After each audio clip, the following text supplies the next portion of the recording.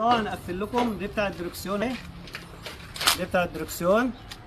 هنقفل فيها الايه؟ العجل بتاعها.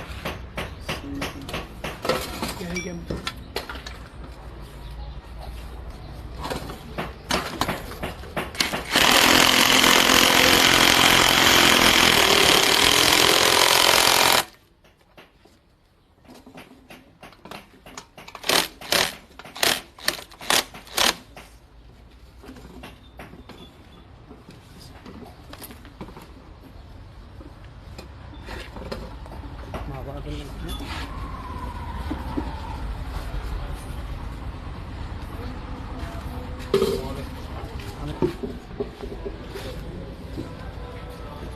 دي طبعا هتبقى على الدركسيون، هو هيمسك فيها. السكاترة هتمسك هنا كده في الفتحتين دول.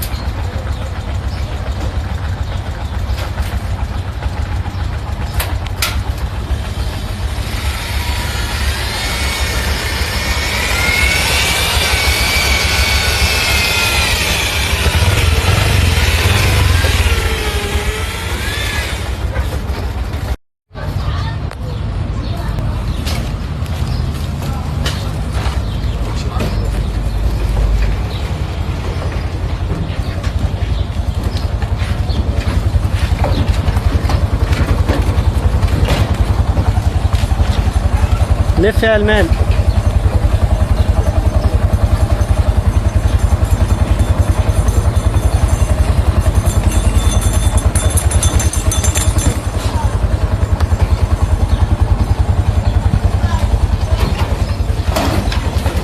بالراحة بالراحة بالراحة، هد السرعة شوية، امشي على التاني.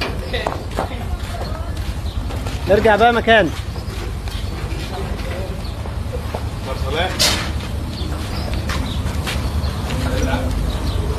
رايح فين يا المان؟ مش عارف ترجع مكانك ولا ايه؟ صوتش عربية قبل كده؟ المقطرة بس اللي اعكس يا الجنب التاني. ايه شوف يا ابني. شيل الكرسي.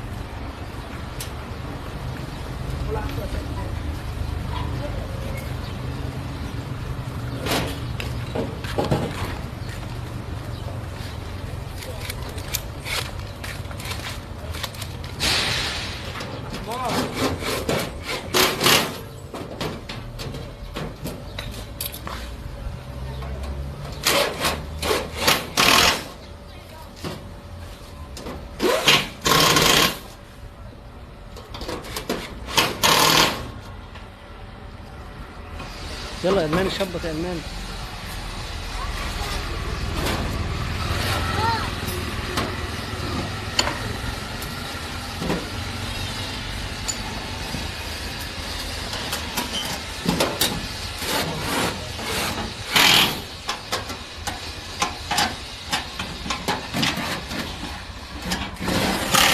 شد الكرسي اللي ورا قدام يا الماني تعرف.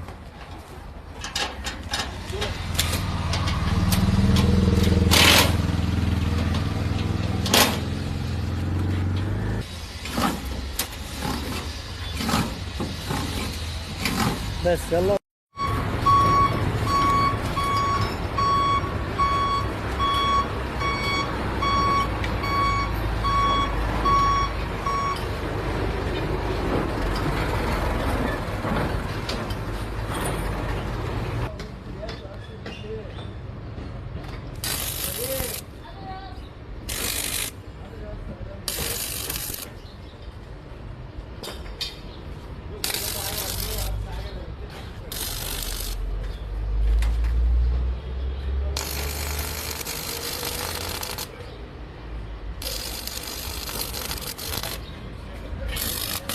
صح.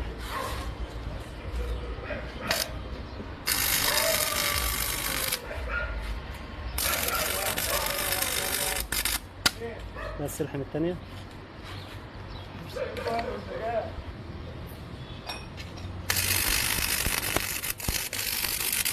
بس كفاية.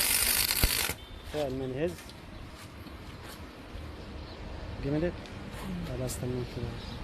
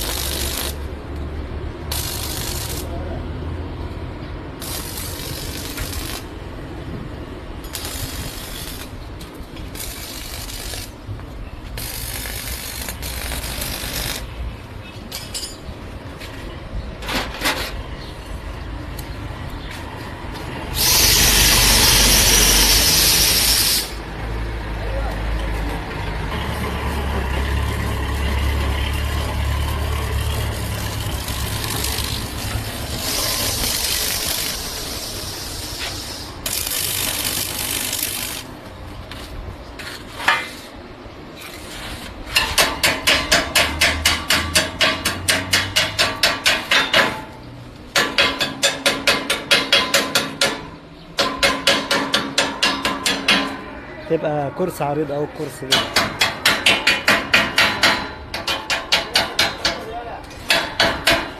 يلا عشان نشيل اوزان تقيلة.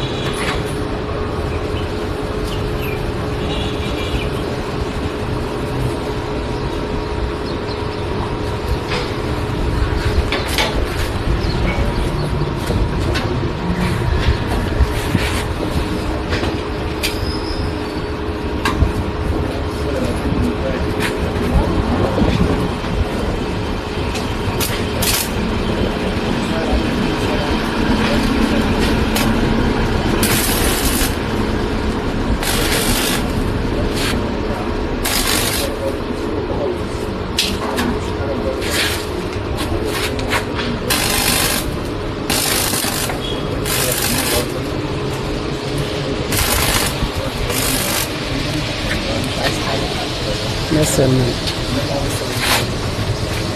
هتدي لنا المساعد لو كان ناقص فكرة.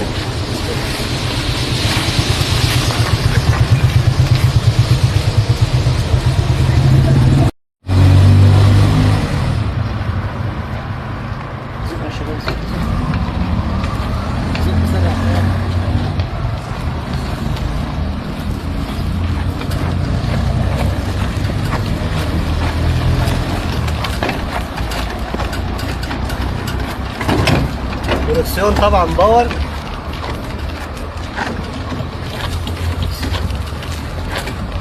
ارجع ورا.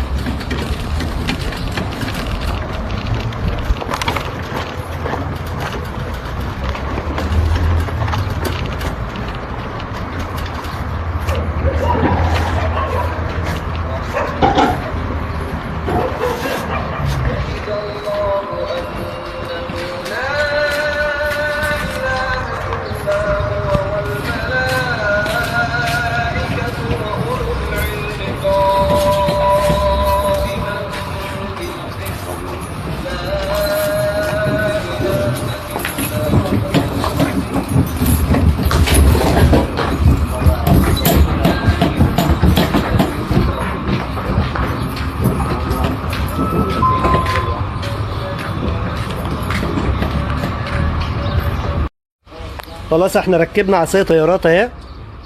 ده عصاية الغيارات. ده هيبقى الفتيس بتاعها.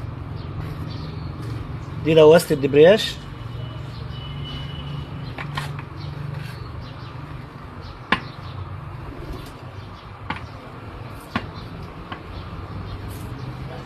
دي الفرامل.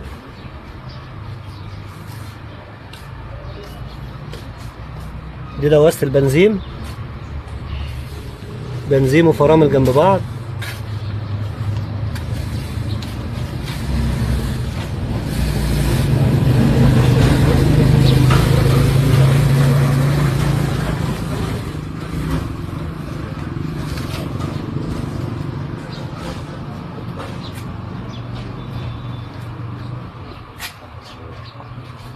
طبعا الكلام ده كله هيتقفل.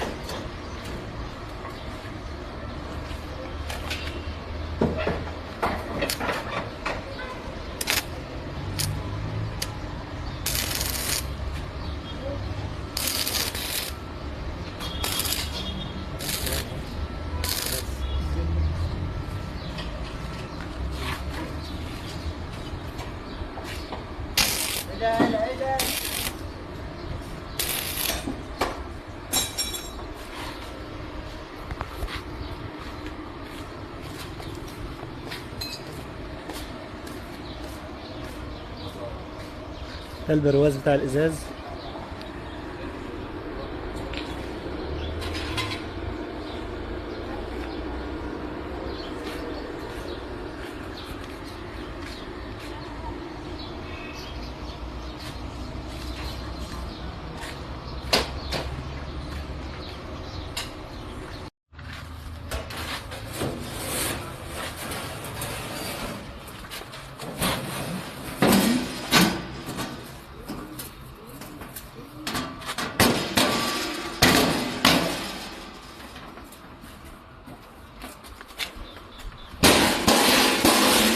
بس خلاص.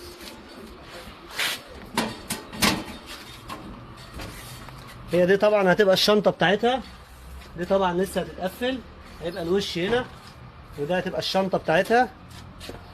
هنفتح لها طبعا دي هتتفتح وتتقفل معانا، هتبقى بالشكل ده كده. هنعمل لها مفصلات ونشغلها بالشكل ده كده. دي هتبقى الشنطة بتاع العربية، هتبقى قدام هنا كده. ده هتتقفل وده هتتقفل.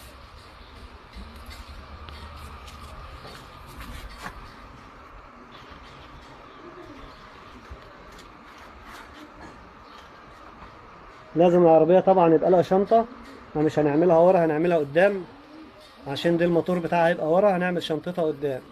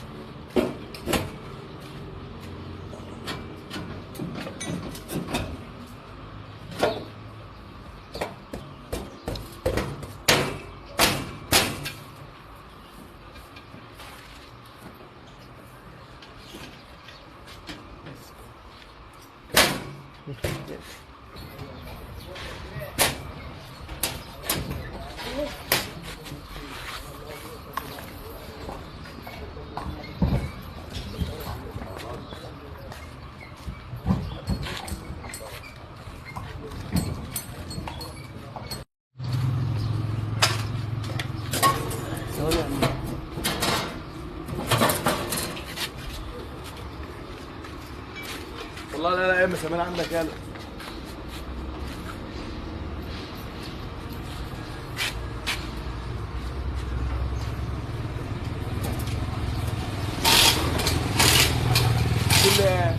يلا.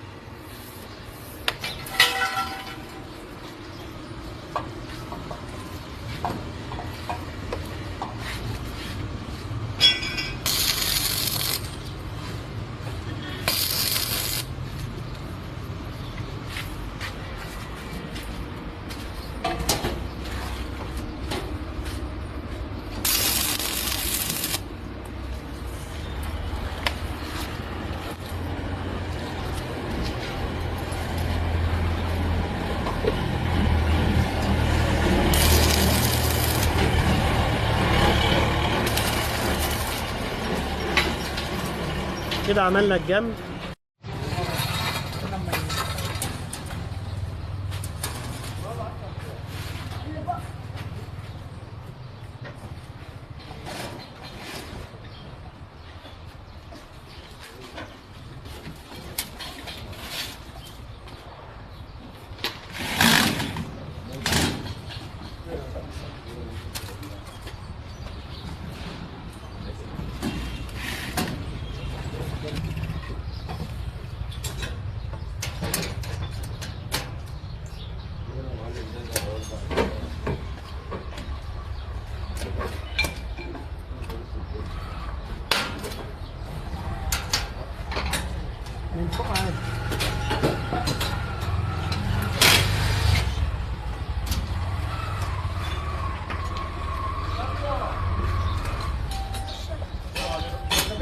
خمس.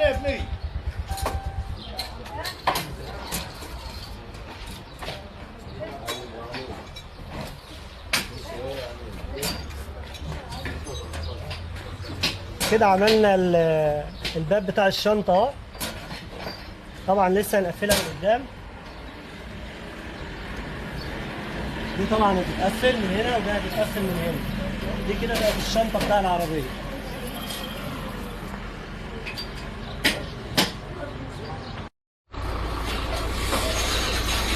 ده طبعا الباب اللي احنا بنصمم فيه ده.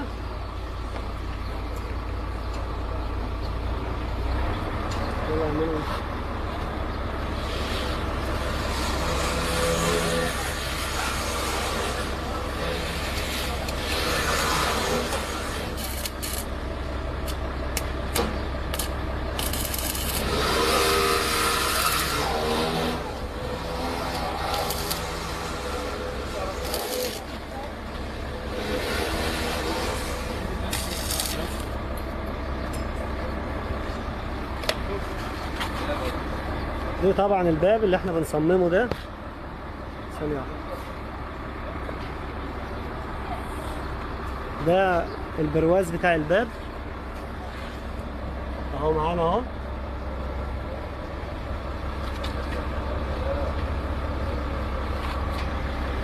ده الباب بتاع العربية.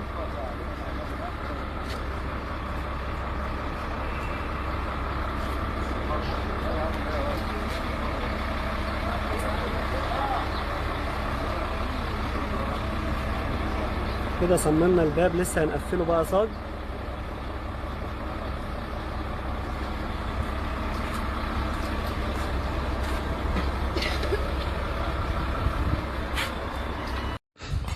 دي الباب اهوتي هنقفله.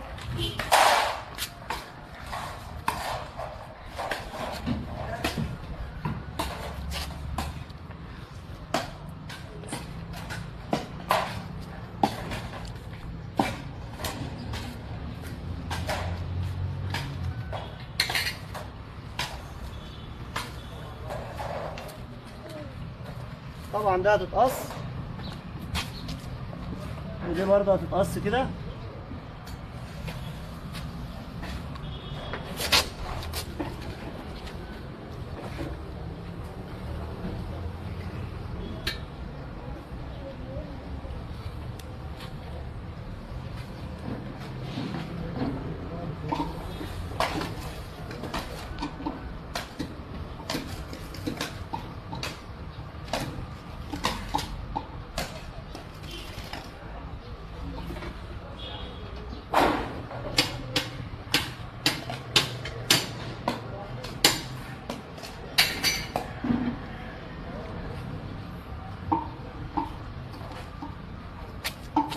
طبعا هنقص ديتي وهنقفل الباب هنا في النص هنا.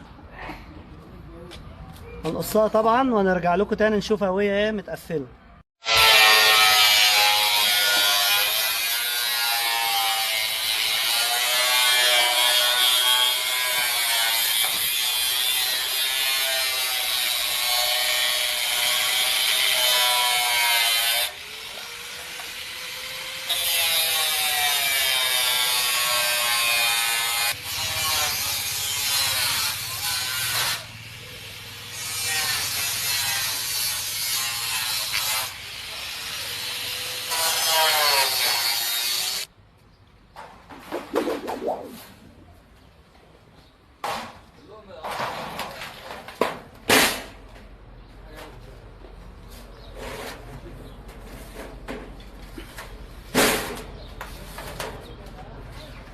طبعا هو كده الباب هنقفله كده. تقفيلة الباب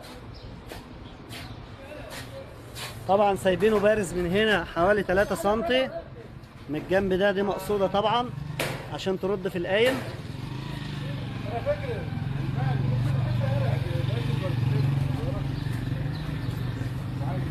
طبعا هنثبته وهنوريه لكم هو متثبت. طبعا هنعمله ببرشام او مسامير او لحام، اي حاجه اللي هيجي في دماغنا.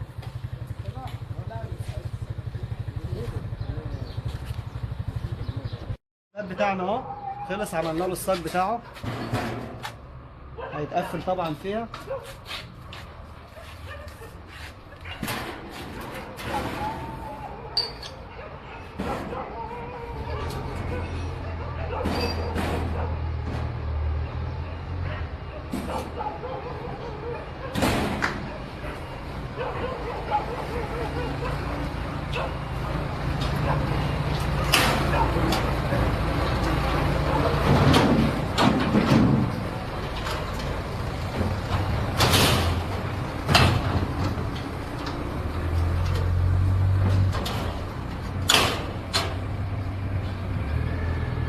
الباب التاني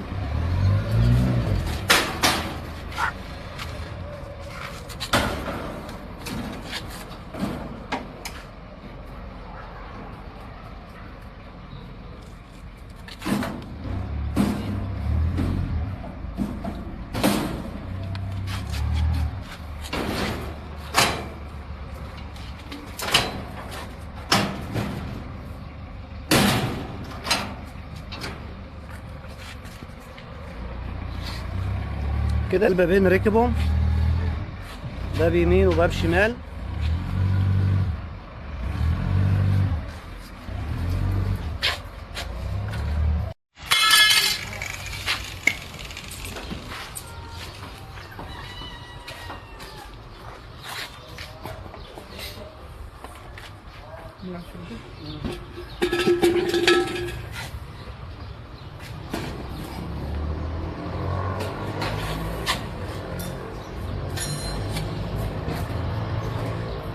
طبعا دي الجنب اللي ورا اللي هيتعمل اهو.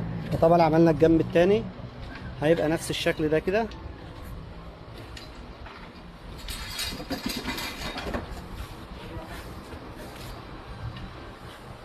الجنب اللي ورا هيبقى نفس الشكل ده.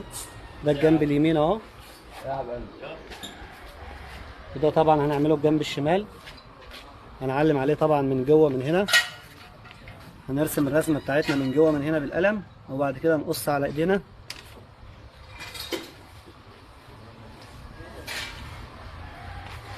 يلا شيلي الماني.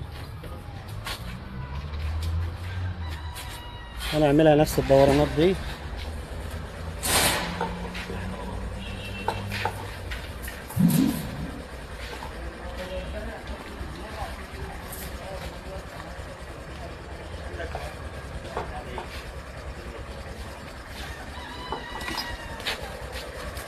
دي الظهر اللي هيركب فيه الفوانيس ورا اهي، وده الجنب. دي الجنب طبعا اللي هيركب هنا.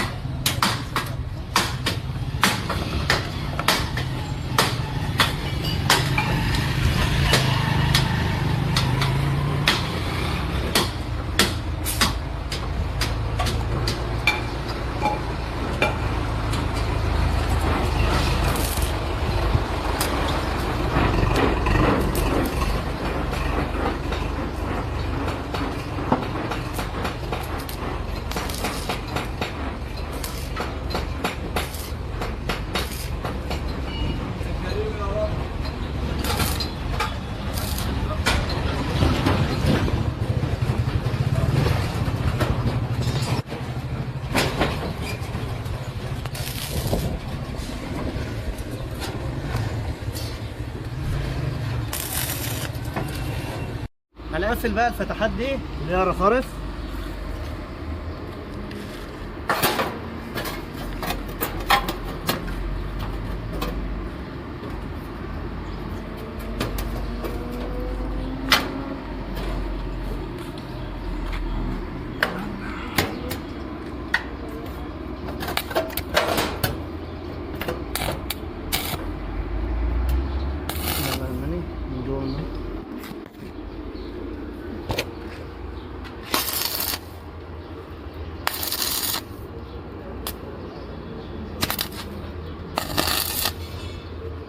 نضاره كده يا عقل.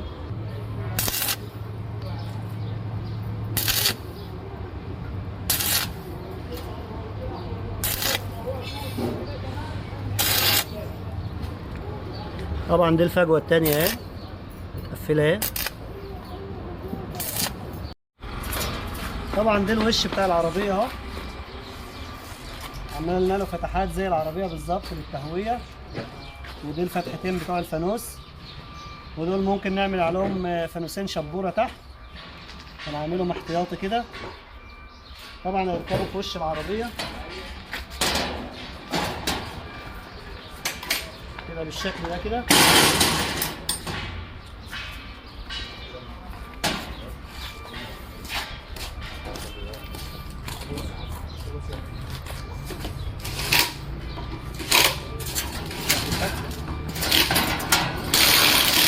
دي طبعا هتبقى الشنطه بتاعتها، الشنطه بتاع العربيه. طبعا مش هيبقى الموتور هنا، طبعا احنا عاملين التهويات ديت يعني منظر كده في قدام. دي هتبقى الشنطه بتاعتها، عاملين لها طبعا الفتحه بتاعتها من قدام.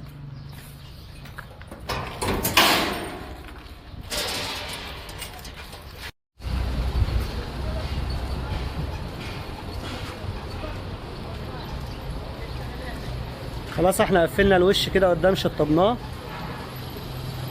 ده طبعا الفتحات دي مكان الفانوس، الكشاف اللي هيركب.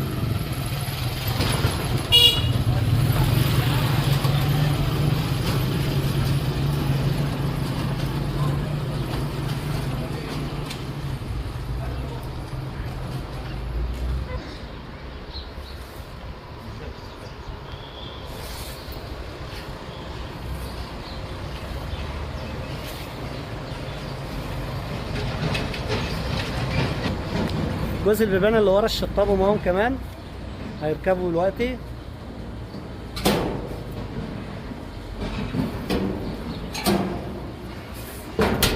دي الباب اليمين.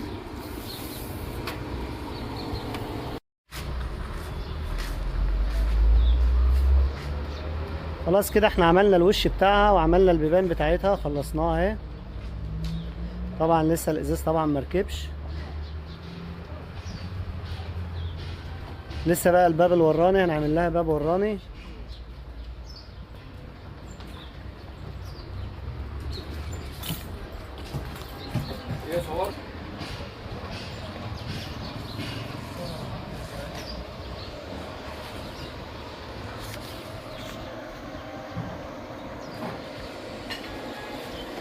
دي البيبان بتاع الجنب اليمين.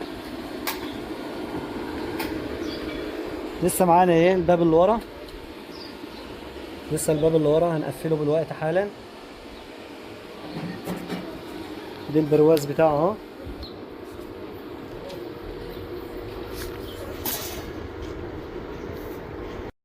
خلاص كده الباب اللي ورا ركب اهو بتاع العربية. دي الباب اللي على الموتور ورا.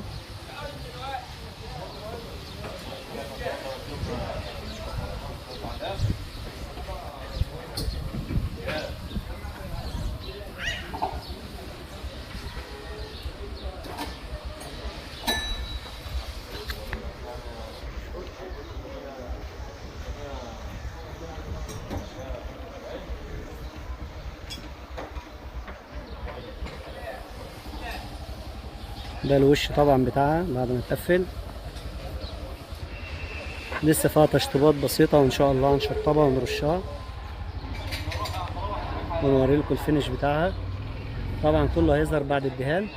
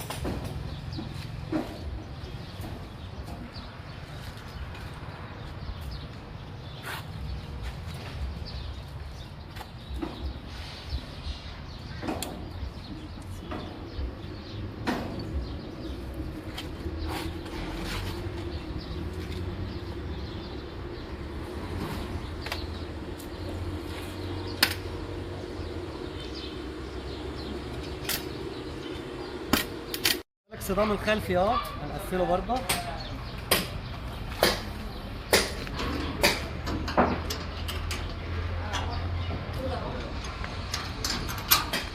ده اكسدام طبعا عشان الصدمات.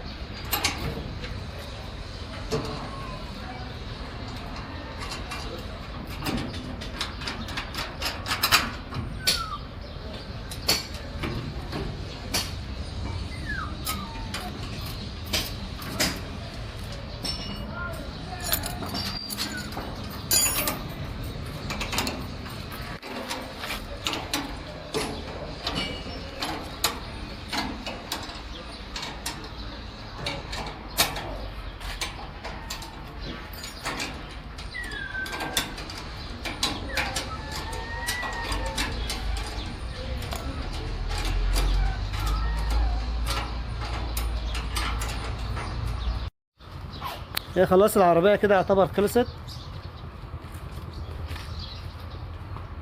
لسه طبعا هنركب لسه هتترش وهنركب الازاز وفتحة السقف من فوق، نعمل لها فتحة سقف. ايه رأيكم نعمل لها فتحة سقف تتفتح بجلد كده تبقى فتحة سقف، ولا نعملها فبرة؟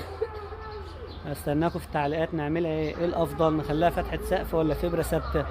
طبعا هنعملها من قدام بس ونخليها من ورا صيفي كده. ممكن نعملها للعرايس على فكرة، العريس والعروسة يقعدوا فوق في العالي كده.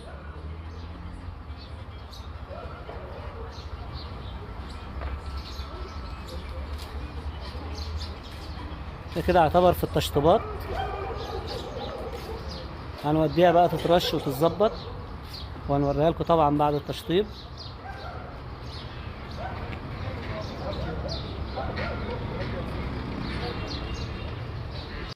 خلاص هي خلصت كده، هنجربها بقى مع بعض.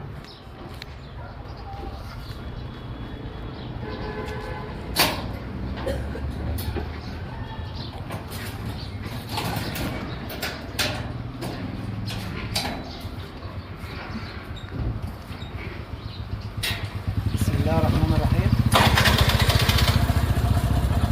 طبعا غياراتها عاملينها زي العربية بالظبط.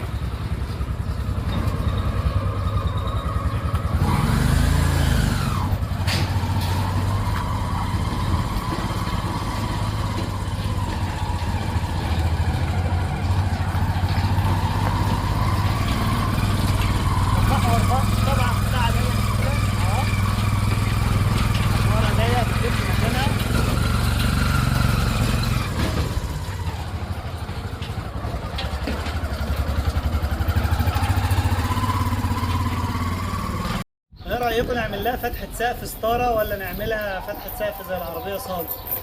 نعملها ستاره زي دي هتتلم معانا اهي، ولا نعمل لها فتحه صاج؟ ايه الاحسن؟ ارفع كده الصاج.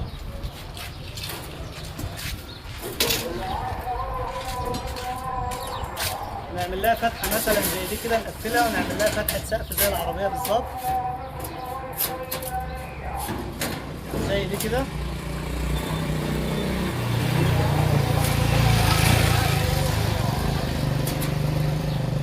اهي دي فتحه سقف اهي. مستني طبعا رايكم في التعليقات، نعملها ايه؟ نعملها ستاره ولا نعملها صاج؟ دي هتبقى فتحة سقف معانا اهي. ممكن نلغي ده خالص ونعملها فبرة. خلاص احنا جهزنا الكراسي اهي للعربية برضه هنقفلها اهي.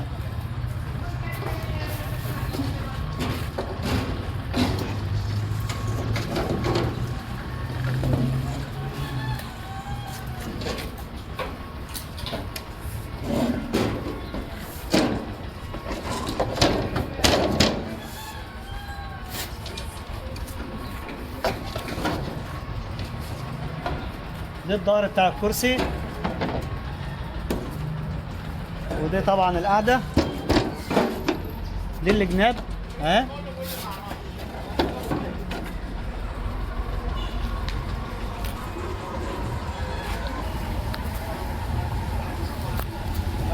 دي كده الكرسي اللي ورا بتاع العربية كده اهو.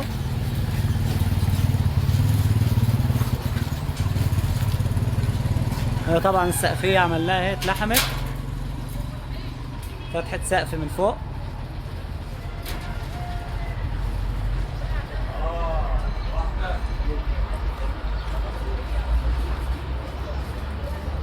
لسه طبعا الكراسي هناخدها ننجدها.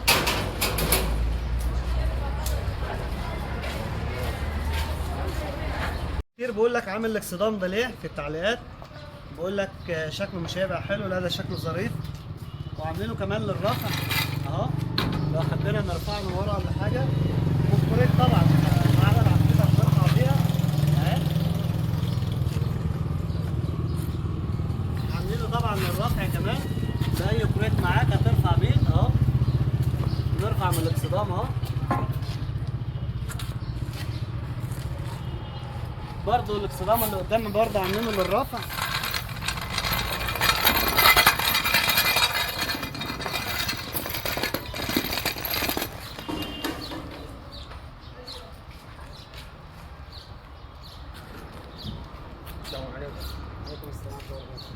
الصدام اللي قدام برضه للرفع اهو، اكن معاك كوريك ولا حاجه هترفع بيه، وهيحميها من الصدمات لان هو قوي جدا الاكسدام ده.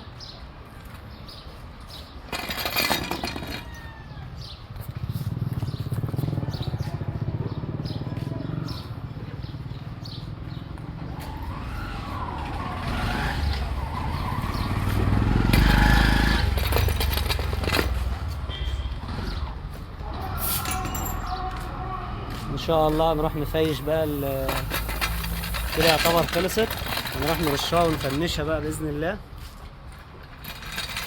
ان شاء الله رحنا عند الباشمهندس محمد ابو فؤاد اهوتي، بنمعجنها كده، بنمعجن العربيه عشان هتترش ان شاء الله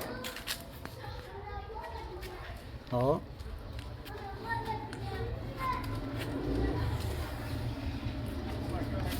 طبعا انا جاي عند انضف واحد بيرش، انا كان عندي كومبروسر وبرش وكده، فطبعا مش هجيبها زي الامكانيات دي لان انا على قد طبعا، انما ده راجل ده شغلانته وصنعته.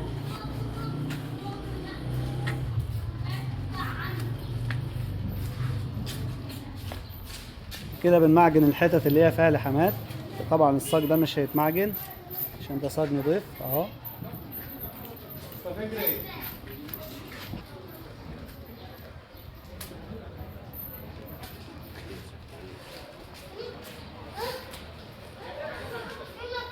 الله ينور يا باشمهندس.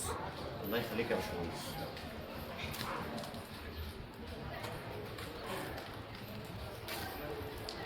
استنونا فيديو واحنا بنرشها ان شاء الله، برضه هنعمل لكم لها فيديو.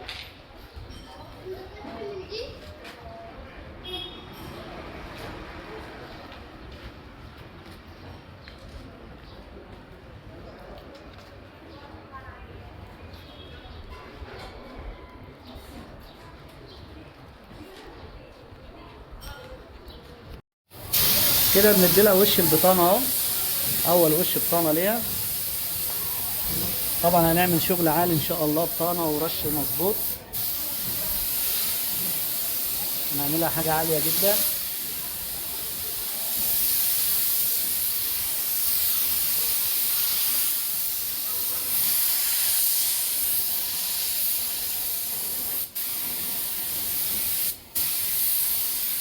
طبعا الباشمهندس محمد فؤاد هو اللي بيرشها، ده اسطوره في الرش طبعا.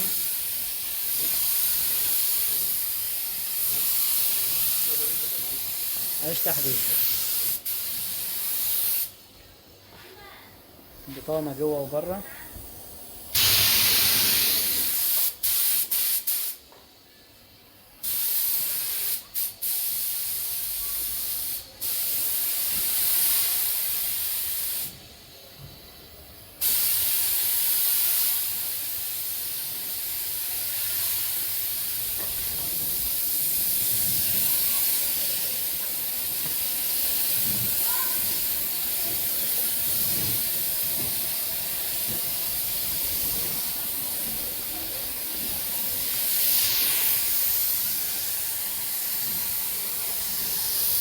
تسلم ايدك يا باشمهندس.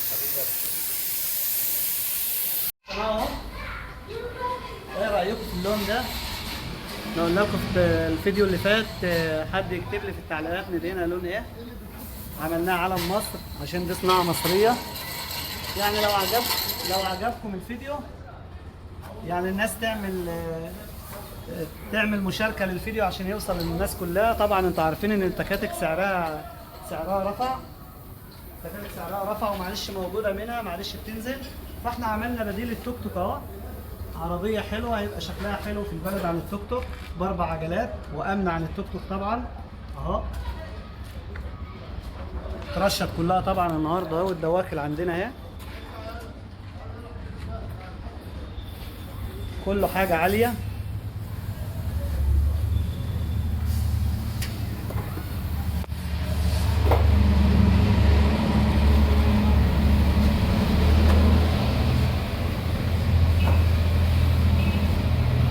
ايه رأيكم في اللون ده؟ لو مش عاجبكم ممكن نغيره عادي، بس هو ده علم مصر، يعني حاجة تشرف البلد كده. لسه طبعا هتشطب، لسه فيها تشطيبات كتير.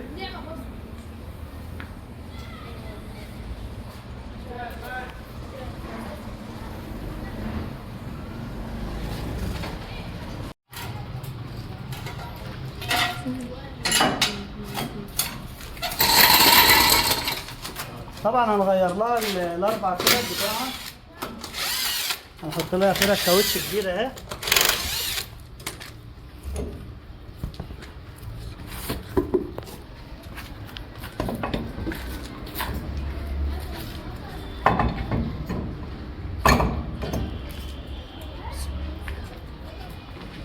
دي عربيه بديل التوك توك اهي، تصنيع طبعا فكر سلامة.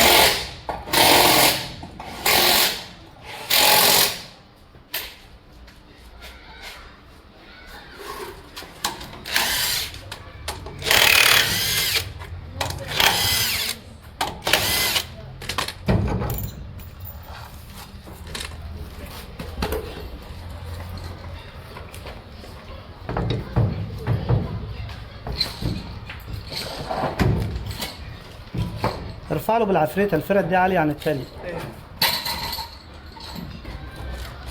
كده الاربع فرد اتغيرهم. كل فيديو ان شاء الله، كل حاجه بنعملها بنعمل لكم لها فيديو، كل ما نعمل حاجه بننزل لها فيديو عشان الناس اللي عاوزه تصنعها اهي، فيديوهات بالتصنيع من الاول للاخر. لسه طبعا الفيديو الجاي ان شاء الله هنركب الازاز اهو، الازاز لسه مركبش اهو، هنركبه الفيديو الجاي ان شاء الله. خلاص جبنا الازاز بتاعها اهو، بتاع العربيه اهو، لسه جاي من المصنع.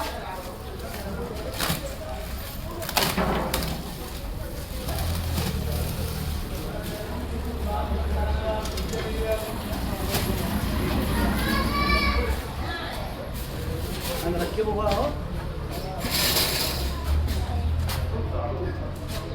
يلا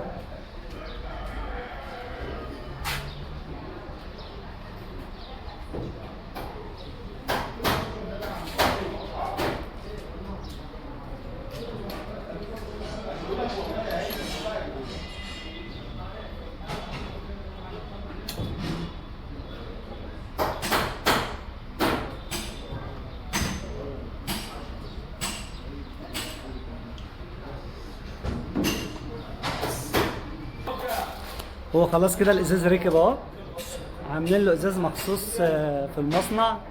جيب السيليكون يا الماني يلا اهو، جاي مخصوص من المصنع مخصوص. كده ركبنا لكم الازاز اهو. الفيديو الجاي ان شاء الله هنركب الفوانيس دي بتاع الكهرباء. كل يوم معاكم في حاجه كده. الفيديو الجاي باذن الله، لو عجبك الفيديو يا ريت تعمل له مشاركه عشان يوصل للناس كلها اهو. وما تنسوش الاعجاب، وما تنسوش تشجعوا من الصناعه المصريه اهو. تحيا مصر.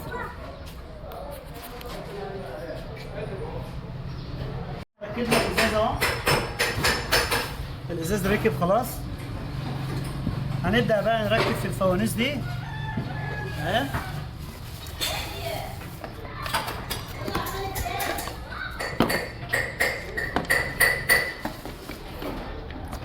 فانوسين قدام،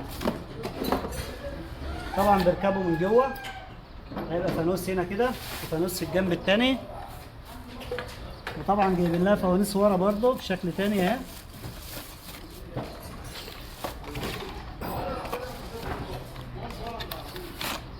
هيركبوا هنا برضه.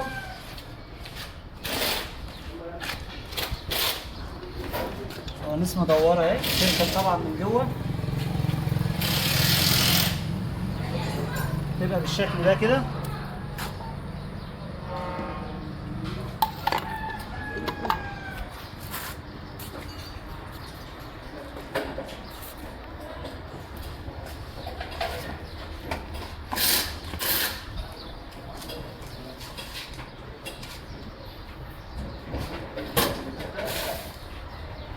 لو عجبك الفيديو ما تنساش تعمل لنا شير للفيديو، مشاركة، ودعمونا باللايك عشان يوصل للناس كلها، وشجعوا الصناعة المصرية. ده بديل للتوك توك. هنعمل لكم الفوانيس بقى وهنوريها لكم يا راجل. خلاص كده قفلنا الجزء الفوانيس اهو، الاتنين دول والاتنين اللي ورا.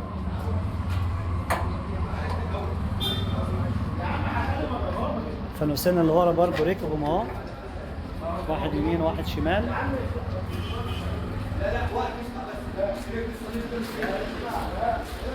كده قفلنا الفوانيس، لسه هنقفل فيهم طبعا الكهرباء. دي حاجة كده دي حاجة زي منظر كده بس، حاجة زي ديكور كده. طبعا قفلنا الكراسي، الكراسي اللي ورا اتقفلت اهي. لسه طبعا الجزء الكراسي اللي هم اللي قدام لسه بيتنجدوا، طبعا عند المنجد بيتنجدوا. كده قفلنا لكم ايه الكراسي اللي ورا. قاعدة جميلة ورا، هي تاخد 3 افراد. لسه بقى الكراسي هنوريها لكم هي بتركب كمان، اللي هي اتنجدت ورا دي.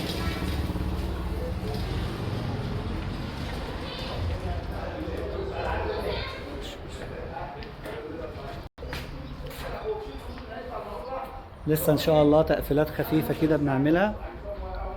لسه هنجيب الكراسي ولسه هننجد هنفرش الارضية دي فرش، طبعا فرش جلد.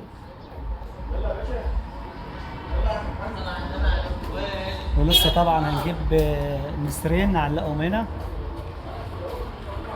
لو عجبكم الفيديو اعمل لنا شير، واعمل لنا ما تنسوش الاعجاب. الصناعة المصرية شجعوها. النهارده عملنا الفرش الداخلي ونجدنا الكراسي اهي، كراسي والدواسات. كله يصلي على النبي. والطابلون برضه.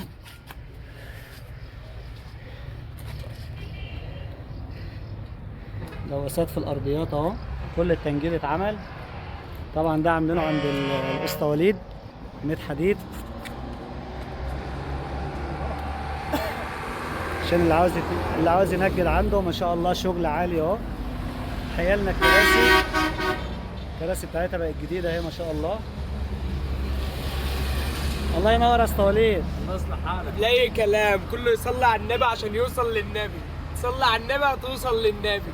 عليه الصلاه والسلام. تصليك بايديك وبص وفعل الجرس واعمل كل الكلمات. الاسطى وليد، الاسطى وليد عنده كل حاجه يا جدعان هنا، وعنده بص كل حاجه. هتجيب الكراسي مقطعه هتطلع بقى مفرقعه. كل حاجه موجوده هنا ما شاء الله. عامل لنا شويه شغل 100%. كراسي بره معروض. العنوان ميت حديد طبعا، المنصورة، مركز منية النصر. شوية تنجيد ما شاء الله 10/10. لسه برضو هنديكم الفينش الأخير برضو، لسه كده مخلصش.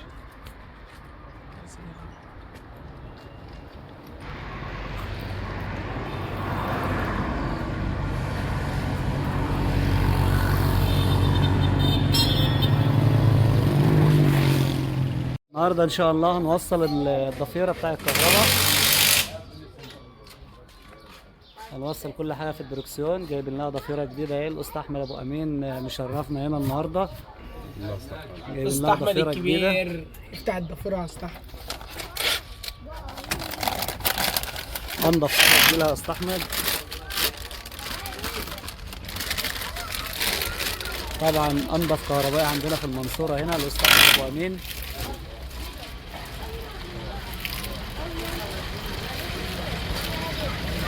ان شاء الله نركب لها الضفيره النهارده وهندورها. لسه طبعا في تشطيبات كتير لسه فيها ما خلصتش على كده. تحيا مصر. اسطى احمد الكبره. من اجل ان يمشي العربيه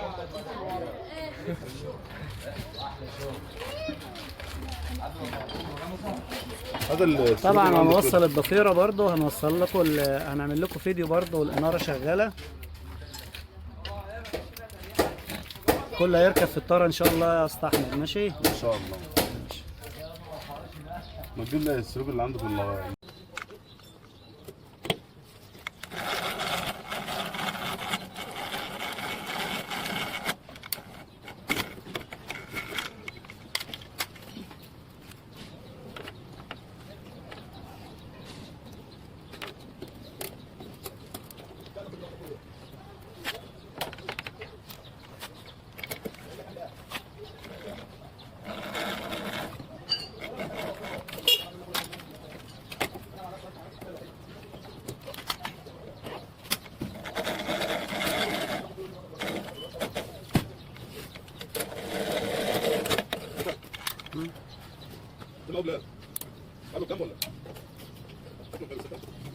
بالظبط كده.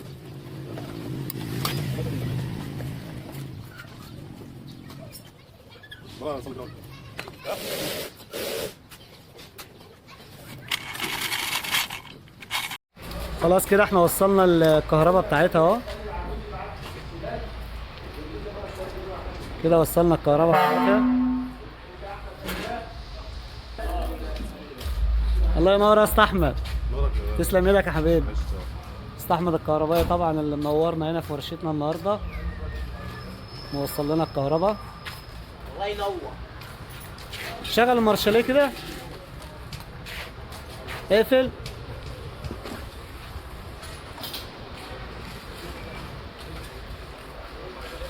انتظار في الجنب.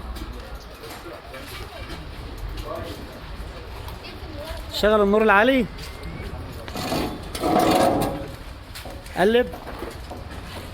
نورها قوي جدا طبعا، فوانيس نورها قوي اهي.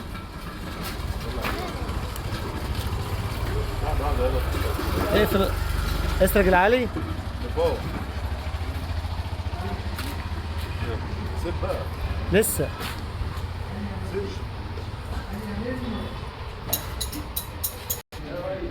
اقفل النور العالي.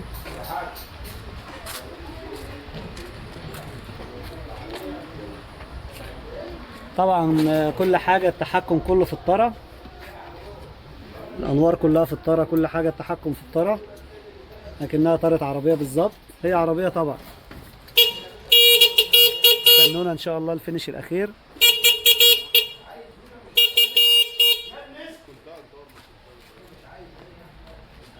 السلام عليكم ورحمة الله وبركاته. النهاردة إن شاء الله هنوريكم العربية وهي ماشية، آخر فينش للعربية.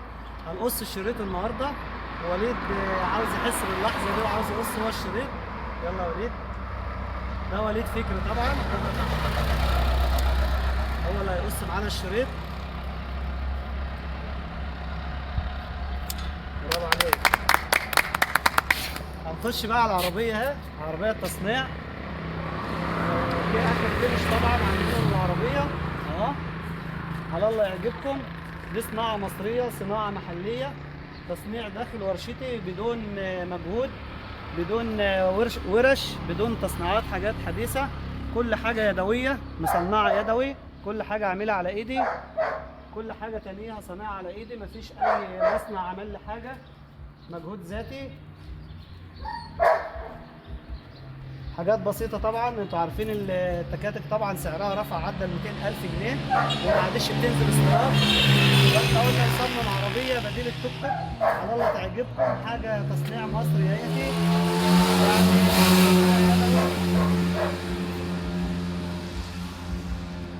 شجعوا الصناعه المصريه، علم مصر، تحيا مصر.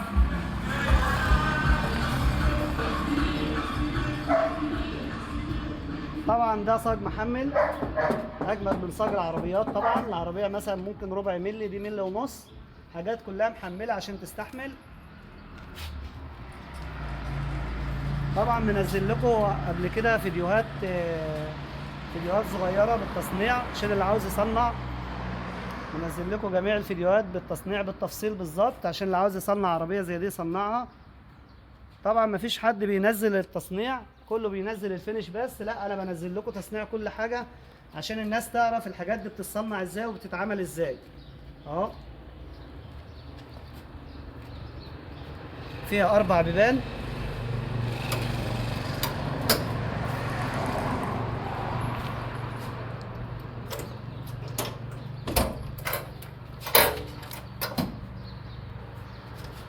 كده الفرش من الداخل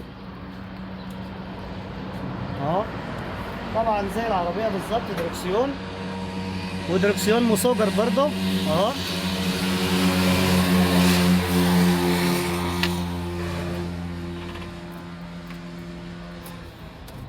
كده الدركسيون سوجر معانا زي العربيه بالظبط اهو.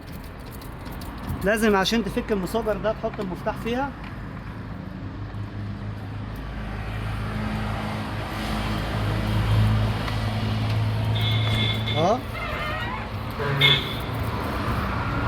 كل حاجه طبعا زي العربيه، دبرياش وفرامل وبنزين وفرامل يد، كل حاجه معمول حسابها.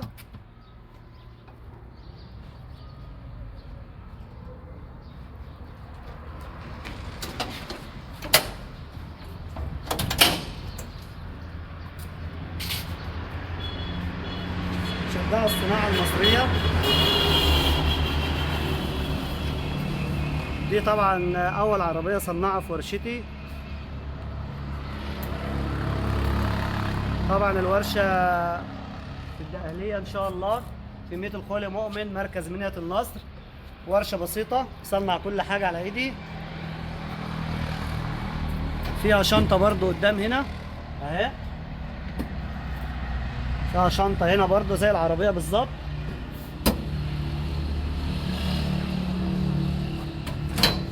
فيها فتحة سقف، فيها فتحة سقف جوه اهي.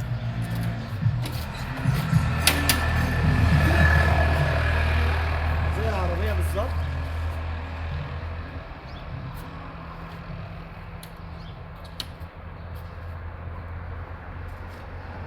دي حاجة كلها يدوي عشان ده تصنيع كل حاجة مصنعة على ايدي.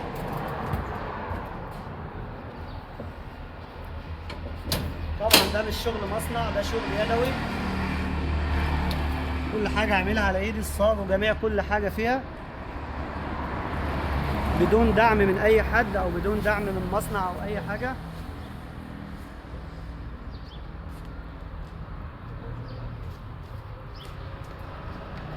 اضاءة ونور وكل حاجة موجودة فيها.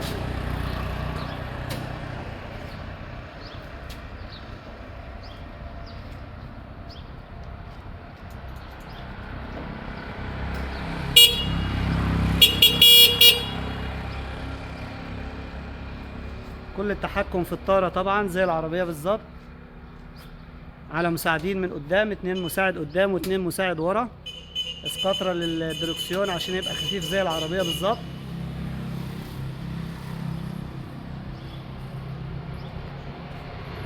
دي ان شاء الله نعملها بديل التوك توك لان ما عادش استيراد للتوك توك، وطبعا ما يعدي ال 200,000 النهارده. دي حاجة هتبقى اقتصادية وحاجة هتبقى شيك. طبعا احنا عاملينها عشان الصيف داخل علينا، عاملينها مكشوفه من ورا ونخليها صيفي كده، ممكن نعملها للعرايس نزف فيها عرايس ولا حاجه.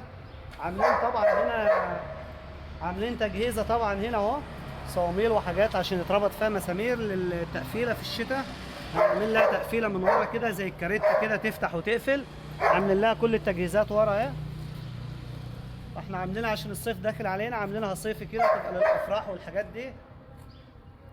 وانا سميتها عروسة المنصورة لان طبعا مصنعة في المنصورة.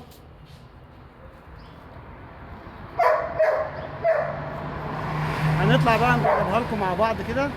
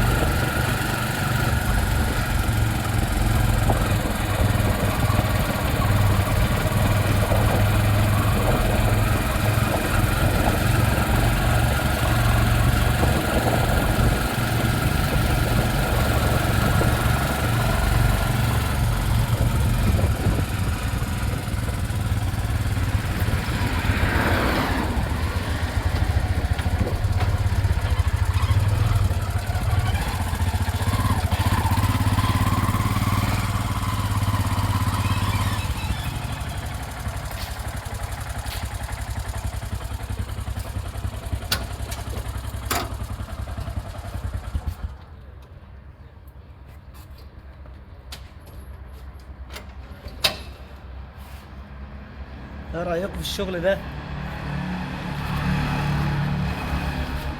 اول عربيه تصنع في مصر، صناعه مصريه، تحيا مصر.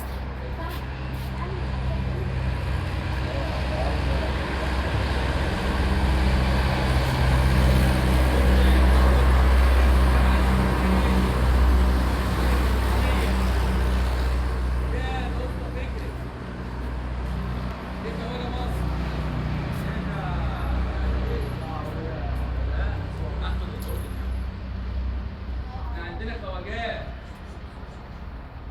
ماليش دعوه بالواد ده، الواد ده عروض كده مش محترمه يا ابني عشان شجعوا الصناعة المصرية. لو عجبكم العربية ديتي يا ريت تعملوا لها شير عشان توصل للناس كلها، وتشجعونا كمان عشان ما تضيعوش مجهودنا. ان شاء الله العربية الجاية ان شاء الله هتبقى افضل من كده واشيك من كده، لان ده اول تصنيع. طبعا تصنيع داخل ورشتي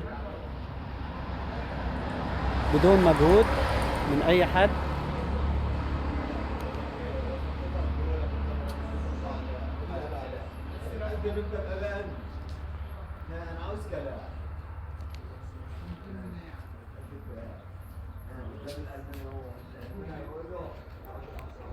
كل حاجة بعون الله أنا منزل تصنيعها بالتفصيل، كل حاجة بعملها بإيدي قدامكم في الفيديوهات. عامل فيديوهات قصيرة قبل كده، اللي عاوز يتفرج عليها كل يوم بعمل فيها فيديوهات قصيرة كده. كل ما بعمل حاجة بنزلها لكم عشان الناس تستفاد. تحيا مصر.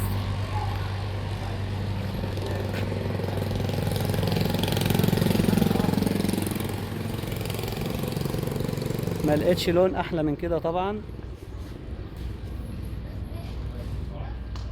علم مصر.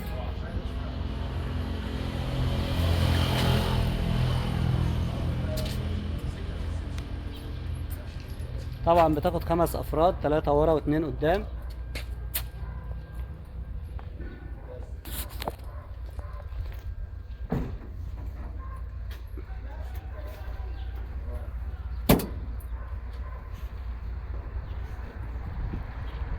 ده جراب برضو الموبايل هنا اهو.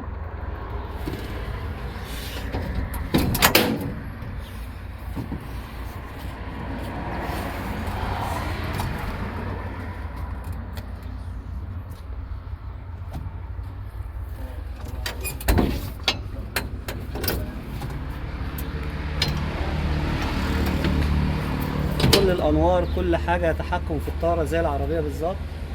انتظار، نور، مارشاليت، ستوب، كل حاجه.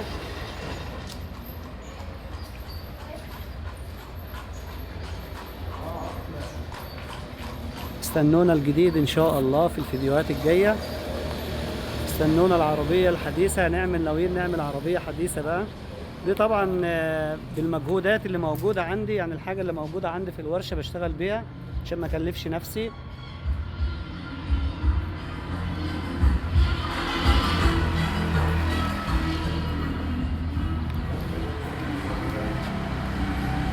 ده ان شاء الله هتبقى بديل للتوك توك، لان ما عادش استيراد للتكاتك واسعارها غلت جدا.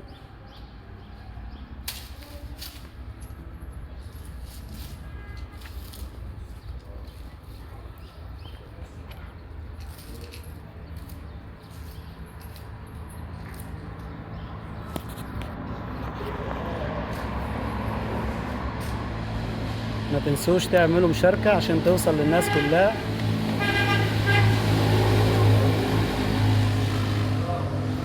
لو عجبك الفيديو اعمل لنا لايك واكتب لنا في التعليق، ومش هزعل لو حد قال الشغل مش عاجبني، بس ده صناعة طبعا يدوية على ايدينا، بدون مصنع، بدون كميات، بدون اي حاجة. شكرا.